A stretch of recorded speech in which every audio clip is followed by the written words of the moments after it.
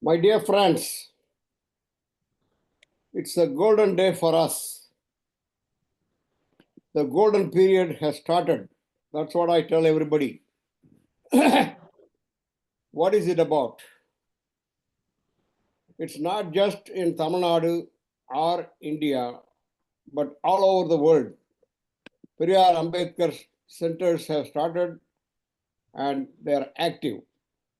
Recently, Asir Viramani went to Australia and had meetings in the big cities under the umbrella of the Periyar Ambedkar associations. We had a wonderful day a couple of years ago near Washington, D.C. It was pouring rain, but the gathering was in the thousands, unveiling the statue of Baba Sahib Ambedkar. We were amazed to see so many talented people from all over the United States come to Washington, D.C. on that day and talk about their stories, how they came up in life, how the Periyar Ambedkar movement shaped their lives into becoming stalwarts in various different fields. One such individual was Rajsehar. I met him there. I was proud to meet him. He came up the hard way, went to Guindy Engineering College and graduated and came to United States and living now in Atlanta. And there I met him and other friends, Ambedkarites, Periyarists, jointly talking about what to do. We have a job on our hand. We have a big job on our hand. There are 5 Congress people in the United States Congress of Indian origin. 3 have the background of Chennai, Tamil Nadu, and Bangalore. 2 are Brahmins. 1 is a lady of Malayalam and Chennai. This has to change. All over the world, we have to get into political sphere, other fields like journalism, and take the Periyar Ambedkar torch to the world in different fields. That's what we are trying to do today. Mohit has been doing a phenomenal job, and I want Rajsehar to introduce and run this show. Friends all over the world, we are going to have a humanist conference in Australia in November. It will be done by the Periyar Ambedkar Society there, and we welcome you all and we will keep you informed. The word has to spread and action has to begin in full force. We are doing here and there, but let us do collectively and take the good ideas, the humanist principles around the world for a better world for tomorrow. With this, I request Rajsehar to take over and run the program. Thank you all very much for coming, and please enjoy and be ready to ask questions at the end. Rajsehar, the field is yours. Thank you very much. Yeah, thank you so much, Somalangoniya. Let's get started. I'll share my screen.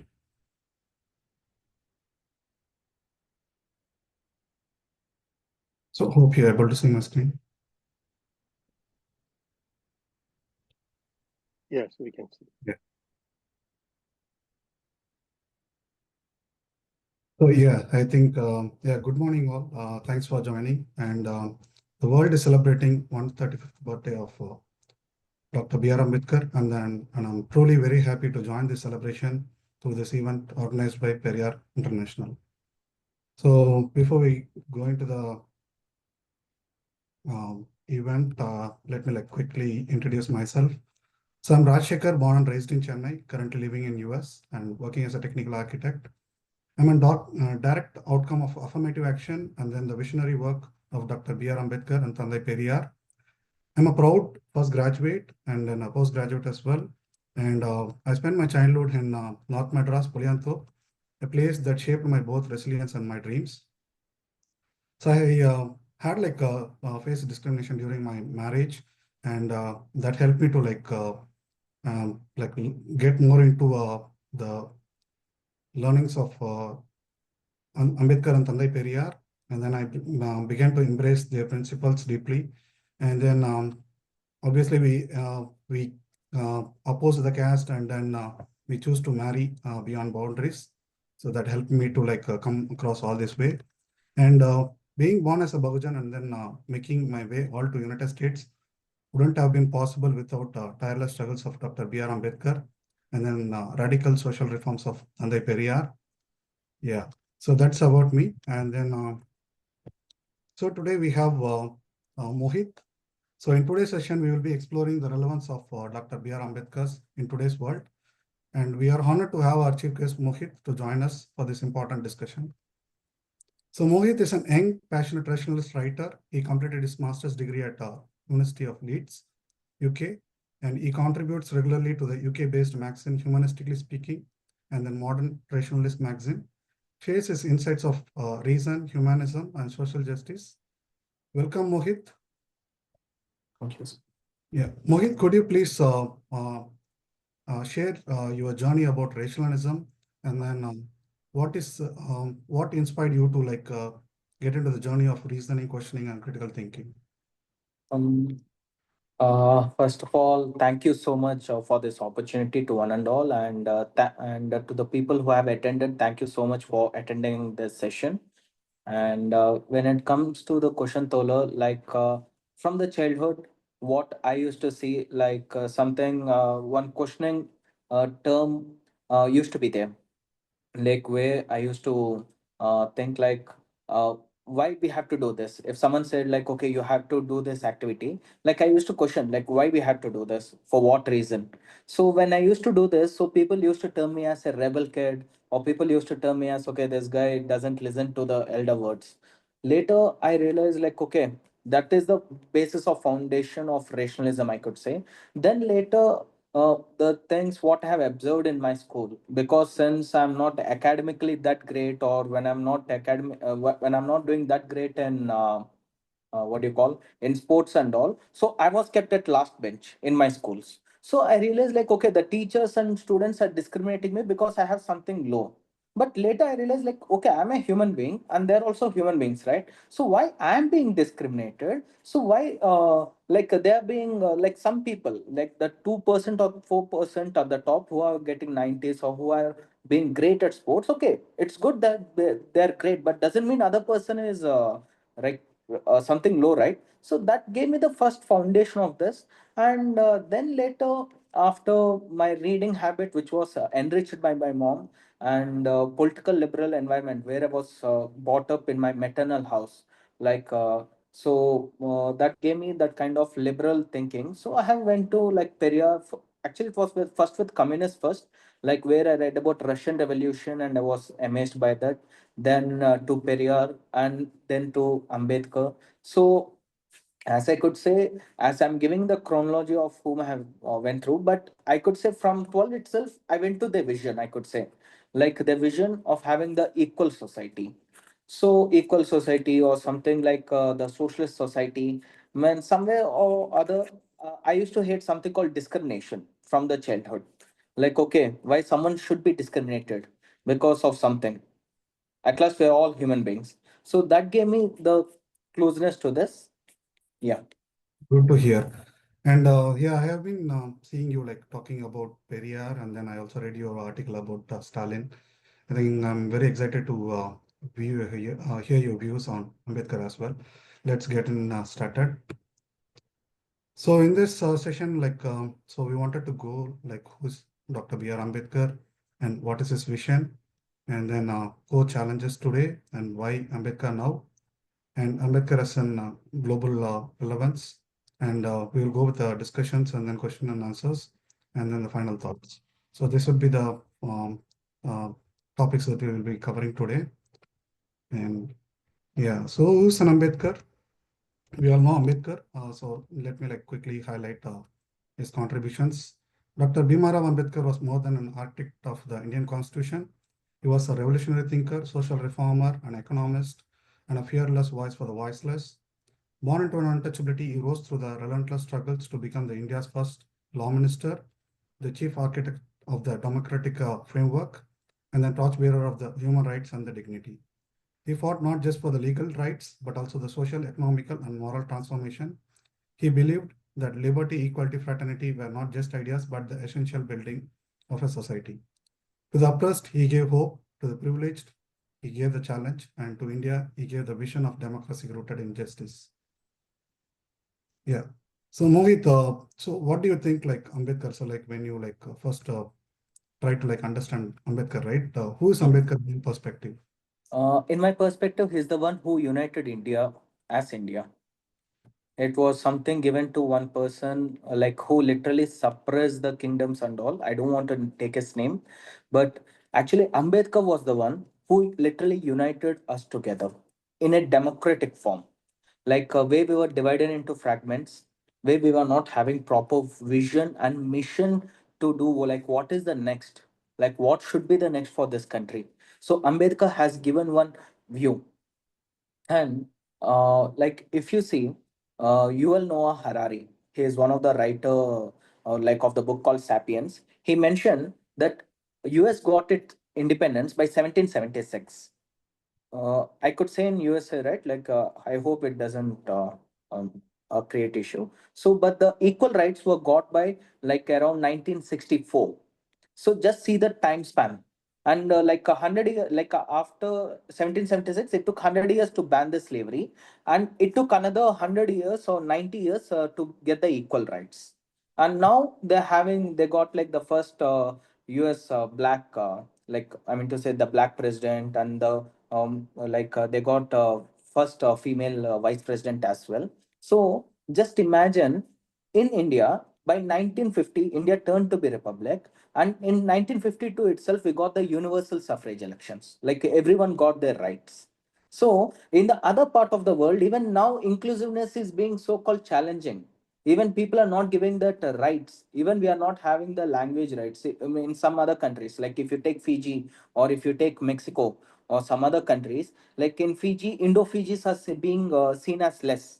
Okay, these people are migrants, so let us consider them as less. The original inhabitants were seen more. But here, but here, everyone is equal, despite of their property or despite of the caste, creed, and religion. So at least I could say we didn't achieve it to the half of it, but something what we have achieved is because of Ambedkar as of now. And like I could say, as Oxford University has mentioned, that a father of modern India is Ambedkar, That's right. is a modern maker. That's right. Yeah. Thanks, Mohit, for your inputs on Dr. B.R. Ambedkar. We'll move to the next one. So, what is Ambedkar's vision? So, so his vision was annihilation of caste, equality, liberty, and fraternity in the core values. And so, as we know, he gives a lot of importance to the education, and which gave him the freedom, or like which gave him the power to like shape our nation, and then the constitution, morality, and justice. Yeah, yeah, Mohit, your views on this Ambedkar's vision. Yeah. So first of all, the person who has anti-caste, like I could say, if we take for example Thomas Paine, as Christopher Hitchens, one of the great ethics writer, says if USA turned to be like one of the inclusive society or something, he could say, he said like Thomas Paine is the foundation, and he said if people follow Thomas Paine, the world would be the better thing. So as for India, the Thomas Paine could be Jyotiba Phule, as he was the one, but who made it materialize, like who extended the ideas and who made it to the India wide, is nothing but none other than our B.R. Ambedkar. Like he made it into a law. Like he was not only a mere like a revolutionary, he made it into law, and it's not only 1952, it's by 1935 also, when he got despite the like very backlash from the so-called nationalists, the Brahmin nationalists of those times, but he stood up and he went to the like what you call with the Simon Commission, and he sat there, because the only thing is the nationalism is not something that which is okay. The country should be free, and like later the things would be as such. But he believed, like as Periyar or as Ambedkar and as Jyotiba Phule, everyone said the same, that it's not uh, country, it's not the land, it's about the people. People should be equal. So if people are if people aren't equal, or if people are fighting among themselves, like what is the need of independence, or what is the need? So despite all that, he went and he formed the laws, and even he helped in forming the education system. So he's one of the that what we can make about so-called this when it comes to the annihilation of caste, and his book called Annihilation of Caste, which was it's not written by him, but the unpublished speech which he must give in Jat Pat Todak Mandal in Punjab, it wasn't published, and that was converted into book. If you read the book today, even today, if you type the sentence like, okay, they said that like one caste in Rajasthan must not take money while working, they must work for free service. Even if you type that Dalit free service in India, like in Google search, even today we will search the news. So what he has written at that time, even still, even till date, it is going in other part of India. Even while we are discussing, some or other Dalit brother is facing some discrimination in any other part. Like it's hidden, or what do you call, it's either hidden, or it's direct, somewhat or something a Dalit is facing till date. So that's the annihilation of caste, what I believe, and equality, liberty, fraternity as social core values. Like when it comes, this was the views which came into the French Revolution at the initial part, and so the same thing, like who emphasized more in India was him, because other leaders were more into the political freedom, and as our Tantai Periyar said, that our independence was nothing but transfer from British to upper casteist. It wasn't any upper castes and capitalists. That was the thing. It wasn't any so-called the people weren't got reform. But during that time, like what do you call, he made some reforms. Like Ambedkar made some reforms to emphasize more on equality, liberty, and fraternity. And in our constitution also, it is mentioned as such. And importance of education and critical thinking. And I'm sure Tola, like from your experience, Tola Rashekar, like you could really say that how education has like emancipated you from the social and what do you call, class evils.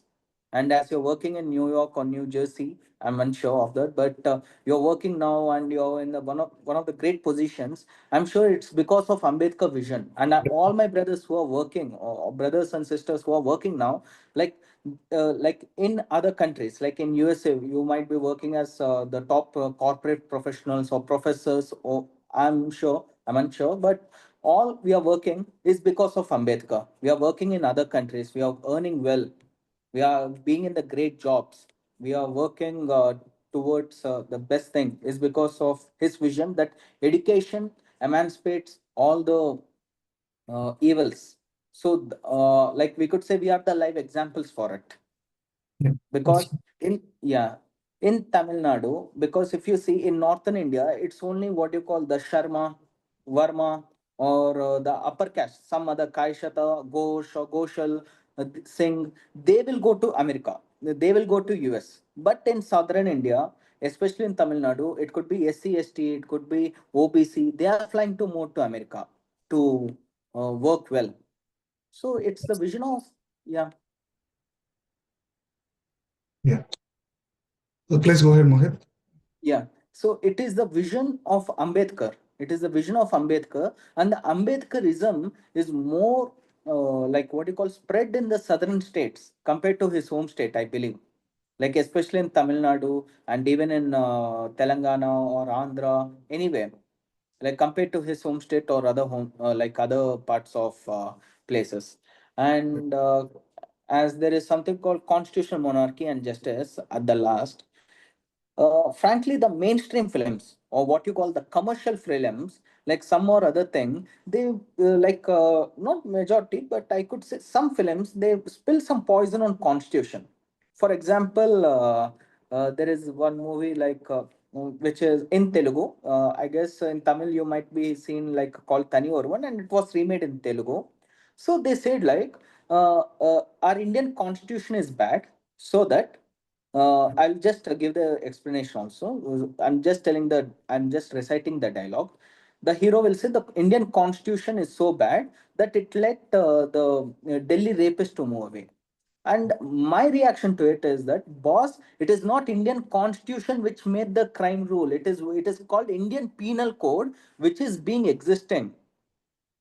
Indian Penal Code and the Constitution aren't same. If these people would see the Constitution terms or the terms, it is more about how the country should perform, or how the government should be there, or what is the the interaction between states and the center. So these are the something which matters in that. It's not the Indian Penal Code. So I'm just give some small dialogue that how the like what you call the mainstream cinemas or the art cinemas or the which is run by other upper caste are just spilling poison on constitutional monarchy, saying that okay, our constitution is not so good. But I would throw them a challenge. Just go to the other southern South Asian countries such as Bangladesh or Pakistan, Myanmar, or go to some other African countries which achieved independence during 1940s to 1950s, like Ghana or so-called Zaire, Zimbabwe, and other places. You would really notice that without constitution, they suffered a lot of military coups. They didn't have the proper political system. They didn't have that so-called the proper political commitment. But in India, of course, we face a lot of black marks.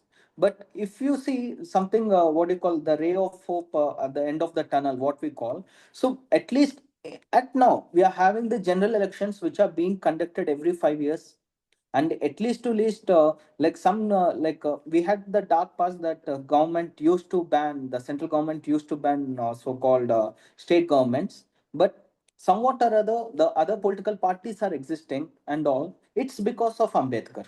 It's because the constitutional framework which is given by Ambedkar is made to us. And even till date, whatever, whether it's Indira Gandhi, whether it's Modi, or whatever, whoever tried to crumble the Indian democracy with their uh, deeds or what, somewhat or other, we are being saved by the constitution.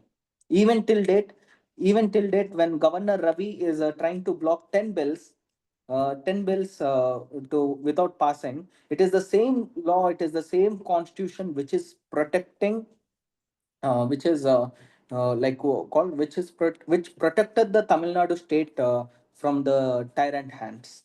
So Okay. these are the points I could mention. Sure. Thanks, Mohit. So yeah, so to add on to you, the annihilation of caste, so I think we have to discuss more on this one with the masses. And then before we go to the annihilation of caste, we should go to the caste in India, their mechanism, genesis, and development. And then we all need to collectively work on what is it one, breaking the core of the casteism, which is the superimposition of endogamy over exogamy. And then we should emphasis on doing like a lot of social marriages, intercaste marriages. So that will challenge and break the foundations of the caste. Right. So yeah, we'll go to the next slide. Yeah, so why we need Ambedkar? So these are the topics which will help us to understand why we need Ambedkar.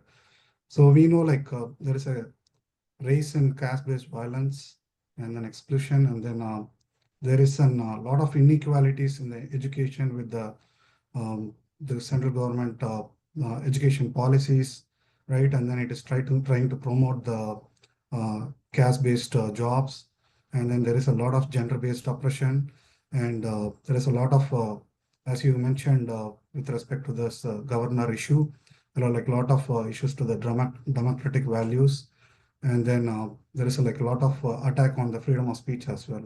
So, what is your views on this challenges? Mohit? Yeah. As we have discussed at the initial part, like before, that even while we are speaking, I'm sure one or other Dalit brother or sister would be having some assault on them as of now, whether it's in the northern part or southern part. Any one could be having now. So, what you call the caste-based violence, even till date, even if you open the newspaper, any newspaper, one or other column would have that the Dalit boy is beaten for drinking water, or Dalit boy is killed for marrying the other girl. Even like whatever it is, like the caste system has turned to be poisonous. For example, in the lower strata, like people in the will not take the upper strata now. How the casteism has spoiled the lower strata also, I want to speak. For example, people are in lower strata. In this lower strata of caste, there are like subcaste we have, right?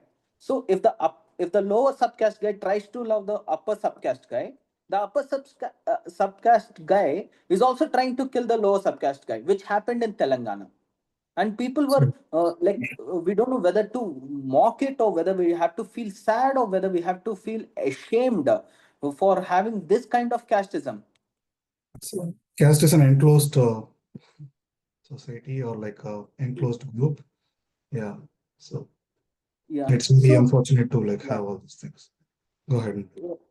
So even people who one thing is they are feeling like, okay, like what they believe is like what how now casteism has turned to be is like, okay, someone like we are having someone below to oppress them, so let us oppress them, even whether whatever it is, and someone upper one will oppress these guys, the lower strata guys, and then either they'll be okay, or either they'll be flaunting themselves. So this is what even like I could say, after seeing these activities, I felt like, as our topic said, Ambedkar is much needed now. Because of this, because the casteism has got so-called cultism. Casteism turned to be so-called cultish now, like where the cultic practices have turned to be, where people are being mad about it. Even people try to flaunt their caste. Okay, I belong to Tevar, or I belong to Kshatriya, or I belong to Mudaliyar, whatever it is.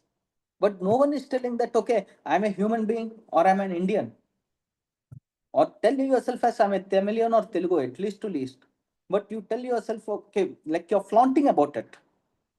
And I Yeah. just said to like 5 years back, I just said that if you want to flaunt your caste, it's nothing but shitting. It's like eating your own shit. It's eating your own shit. I'm sorry for my very like if it is word which could hurt, but it's the anger which I get. Like why the youngsters? I come from a college. I did my education in Geetam University. As per educational values, it's something good, but the other group used to flaunt the caste. In Andhra, there are some castes called you call Kamma caste, Reddy, Raju, and so-called Yadav, and other castes are there. So people are having like Kamma Youth Association, or Reddy Youth Association, or Raju Youth Association, and these guys, they what they do if the caste guy date comes. For example, Kammas usually endorse NTR, like his MGR's counterpart NTR. Hope you might be knowing him. Like as they belong to his caste, so they flaunt on his birthday. So what these people will do? They blast the fireworks. They do this car swirls. They used to do it on the main road, and they take this milk bottles. Like they pour milk on the, like what we call, on the image of NTR. Yeah, cutouts. Right. Yeah, on the cutouts, and where they say like NTR is the symbol. So the youth of my age, like they are doing their engineering, and many of them went to America. The same people are trying to aspire to be the citizens of America, and these people are flaunting the caste here, and they are flaunting Mhm. the caste in America US as too. well. US as well. Yeah, True, that's right. Yeah, that's right. true. And And so I think yeah, this is not just an individual activity. I think there is an organization which is like guiding this youth to do these things. true, So I think true. the government should think about like banning this caste-based organizations, right? Yeah. It Yeah, is please. something called a strict ban should be there. Like now, That's right. no if this is banned, definitely they would not have so-called what do you call that, direct caste vote bank politics. That's If right. it is banned directly, might be internally, we don't know whether whatever we, I guess I don't know. Like I could say, once there is a Tamil comedy dialogue by Vivek. He says the thousand Periyar should come to change the world. So like that. I feel like 1,000 Ambedkar, 1,000 Periyar, and another 1,000 Jyotiba Phule should come to change the whole Indian scenario as of now. Right. We have embraced the political reform before doing the True. social reform. I think we are doing the other way now. I think True. we have a long way to go. Yeah. Right. And educational and economic inequality is the next point. So, as per education, we are still having the divisive policies only, where, like, for example, even for the women, like what you call, there are like once one woman hit her puberty, so she was made to sit outside and write the exam. Yeah, that's right. And it seems her exam was biology. The biology teacher who must tell about the science, who must tell that, okay, the periods would come at this age and it's okay. The same teacher has made it to sit out. Yeah, So this is what the educational inequality, or so-called what you call the scientific intemperament, not temperament, it's intemperament what the people are holding, that to science teachers are holding.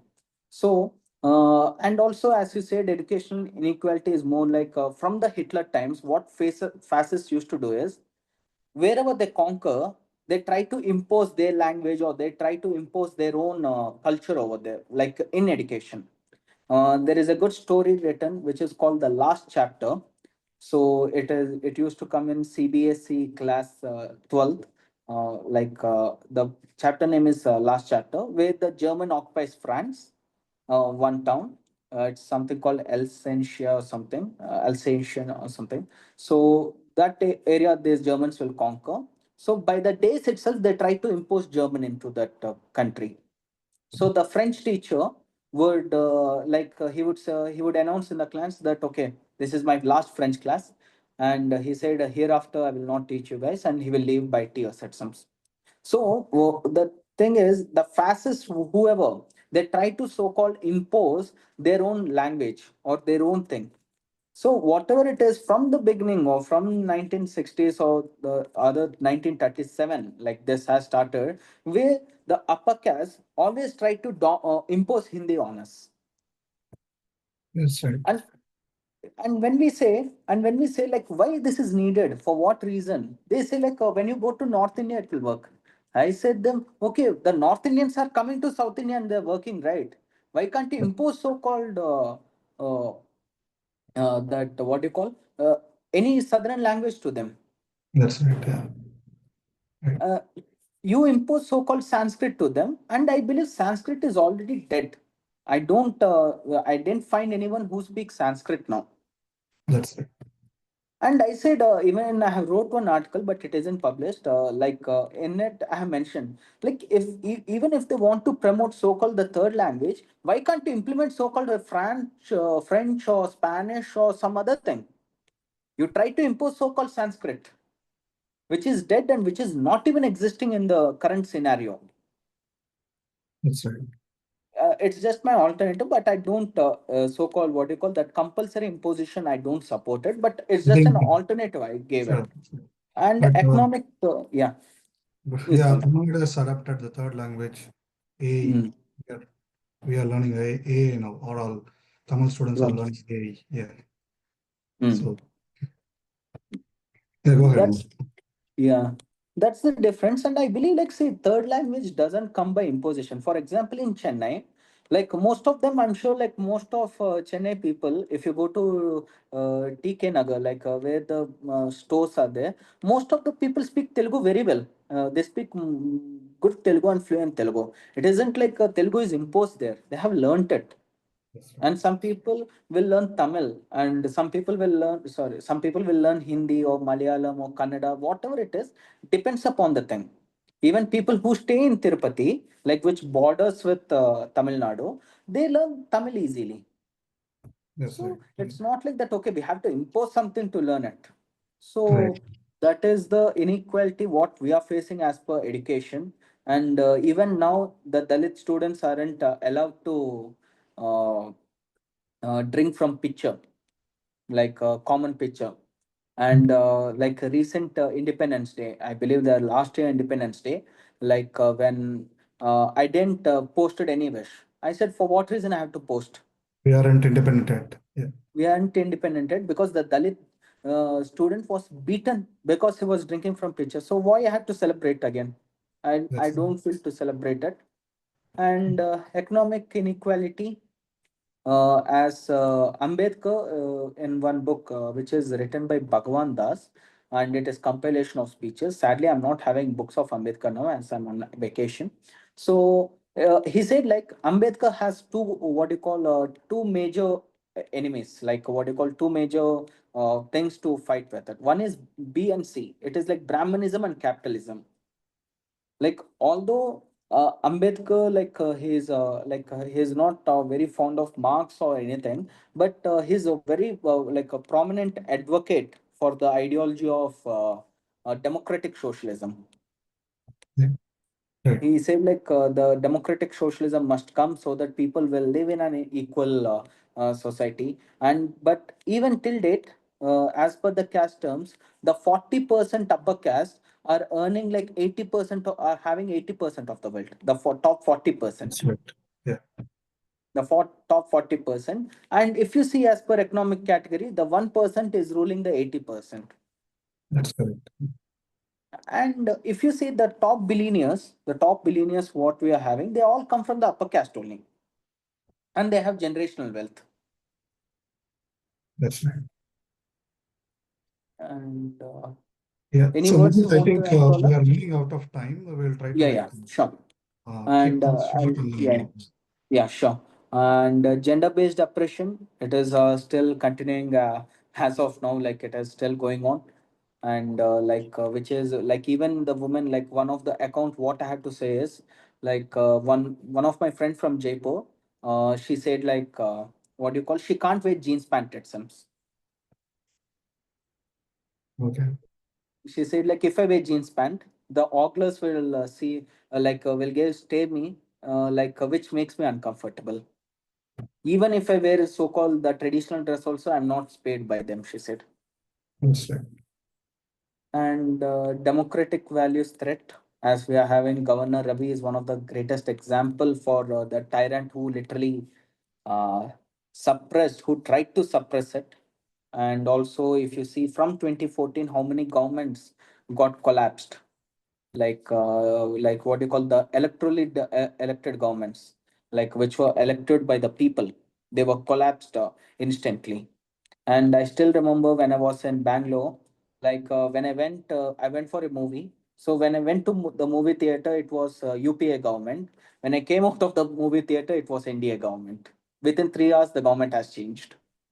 Yeah, So that was funny thing, I'm just making some in a funny, but it is not right, because if you see in US or in other thing, like if you see, like we can only count by numbers that who shifted from Democratic to Republican Party or Republican to Democrat Party. It could be like only on fingers.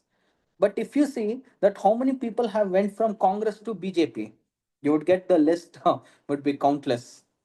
yeah, this is why we fail with the political reform. Yeah, The political reform isn't great. And as a person who believes in so-called self-governance, that okay, we have to give the self-governance, because of this issue, definitely we can't promote so-called self-governance that people could have the direct representation.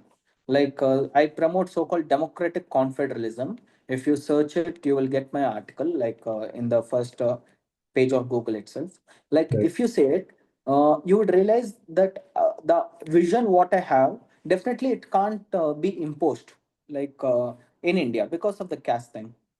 And right. suppression of dissent and freedom of speech, yes, it is really threatening. It is really for example, Gauri Lankesh was murdered just for speaking truth, and Dabolka was killed for speaking truth.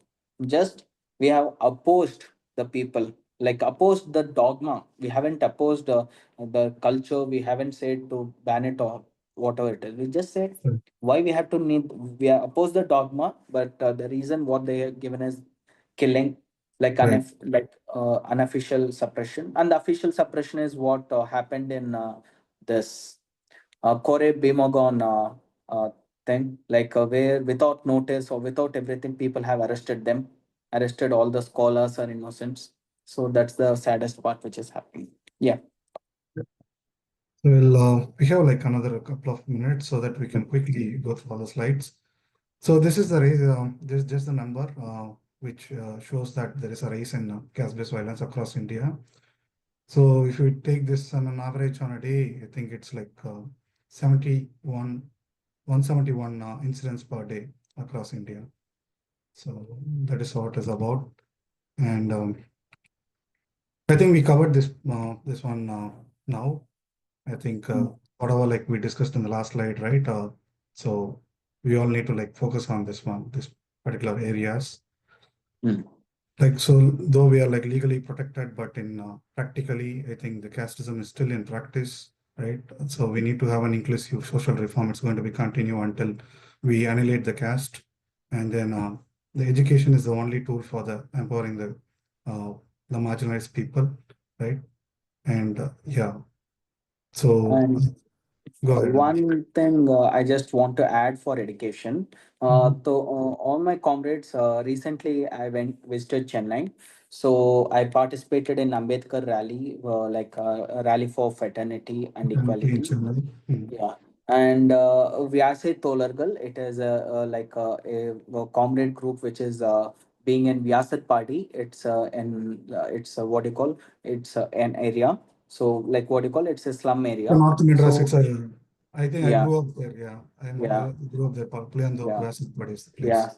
and I could say it is one of the best area I have visited. I'll tell about the area later, and I'll tell about the school. What it is started by Vyase Tolargal. So they have started one school like which is in Tamil. It is I haven't got the name well, but it is like Ambedkar Rational School, like where the school which was founded in Ambedkar's vision and mission. So it was started by two advocates called Sarath and Abdul. So and also people are running like Telgavati and all. They are like advocates who are running it, and it's having it's more. I visited the school, and believe me, the school was amazing. The process is amazing, and they're having the democratic process.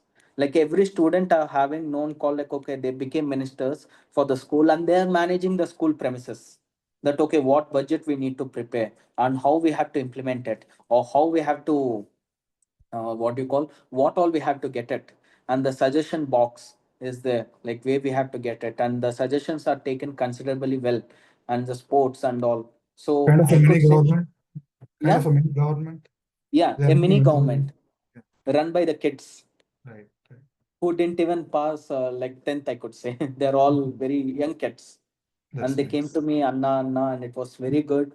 And I could say it's believe me, like no one has said this from my personal responsibility, I'm telling. Like whatever you give, like kind to I will make some posts so that I will give it the details to Tolas as well, Rashekar and Elmar and sir. Like just I could request you to make some contributions to them, because they're running it, and they're facing many challenges from all the sides. So if we all support them, it could be a great example where they want to establish it in every district in Tamil Nadu. So I'm going to do that. So I would request to do it. And one thing I want to say, like about the area, of course, it's not the I can't say it's more related to Ambedkar. That's the best area ever I have seen, because people like even the stranger asked me like, okay, come and have dinner with us. So since I was having other work, I couldn't go for it. But it's one of the greatest areas I have visited. Very sweet people. So I request whoever visits India and Chennai, please visit there, and please embrace that Ambedkarism, and you'll get a smile. Like if you after visiting it, you'll have a smile. I believe it. Yes, Tona. Yeah, That's Vasarpadi is one of the dynamic place where we can yeah. like see all lot of people. Yeah. Yeah, we can go to the next slide then. Yeah. So these are like just the quotes which Ambedkar like has quoted during his times, and they are like still relevant to us. So I measure the progress of the community by the degree of progress which human have achieved. And yeah, the cultivation of mind should be the ultimate. So the cultivation of mind should be the ultimate aim of the human existence. Democracy is not merely a form of government; it's primarily a mode of associated living. So these are like I think this will be applicable until our society gets social reform, right, and then progress in the way where Ambedkar and Periyar envisioned for. Yeah, so as Ambedkar is Periyarist and leftist, we must come together to fight all form of oppressions in India.